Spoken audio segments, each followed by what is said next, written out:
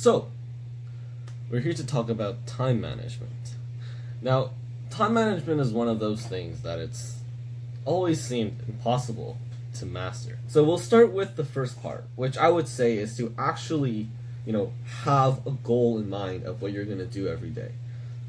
This is honestly the much easier part, right? You can either do this with, if you like to journal, or if you keep a daily diary, or, I personally like to use an online typewriter kind of thing. I use Obsidian, or Google Calendar works as well. Just any sort of app or book or notebook that you want to use to actually just write down a list of things that you're going to do for the day. Now, it doesn't have to be very specific, because in the end you don't really know how much you can accomplish. As you do more of these, you'll sort of get to know how much you can really plan within a day, and you really want to be realistic with your planning, because you can get pretty disappointed when you don't end up finishing your goal. But with that being said, this is usually what you want to do the night before, or you want to do in the morning of your day. So just to keep it simple, doesn't have to be anything crazy. List out what you're going to do today, right? Maybe you have a essay that you have to write, and then you have to go play soccer, or you have to go play basketball. Then when you come back, you have to review for your test. That's going to happen the next day. In general, have a list of what you're doing. Now, obviously, it's summer right now, so I'm saying you have to plan out the whole day. But if it was a school day, it's a little bit simpler, as you don't have the full day to plan out. So, now that you've written your list, you have a general idea of what you're going to accomplish for today. What should you do next? How should you actually plan and order these things? Well, I found that this is usually the harder part, to actually follow through with your plan.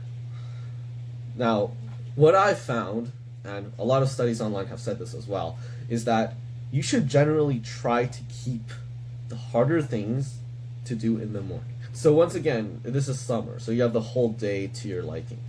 But generally, you should plan the first thing in your morning to do the hardest things, or the things that you least enjoy. Because usually you're more productive in the morning. So now I'll talk about how to actually productively follow through with your plan, now that you have the whole thing planned out.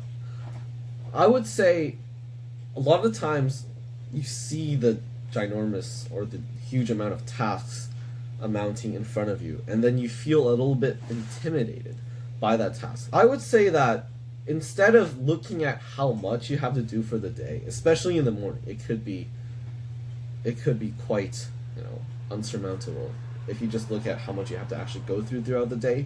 But if you just focus on the specific things that you're actually doing, you'll find that you're much more productive with that thing, because you're not really worrying about everything else. Another thing that I would really recommend you guys try is listening to binaural beats. Now, if you don't know what binaural beats are, it's basically a sort of tune where they play two different frequencies in your ears, and then,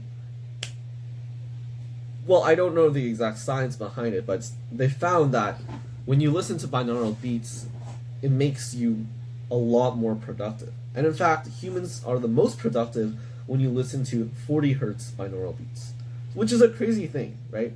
And when I first tried it, I found like the buzzing, it was a little bit annoying, but once you get used to it, once you're 5-10 minutes in, it honestly just goes away, and then it really just gets rid of your surroundings for you. Back to that talking about getting rid of the distractions thing, it really does a really good job with getting rid of all the distractions. That buzzing thing somehow just gets rid of everything. Maybe it takes up your mind that likes to wander around, and then it focuses on the beats. And finally, I would say that, with time management, it's a skill that you can't really say you have it after a night's sleep, right? It doesn't really come overnight.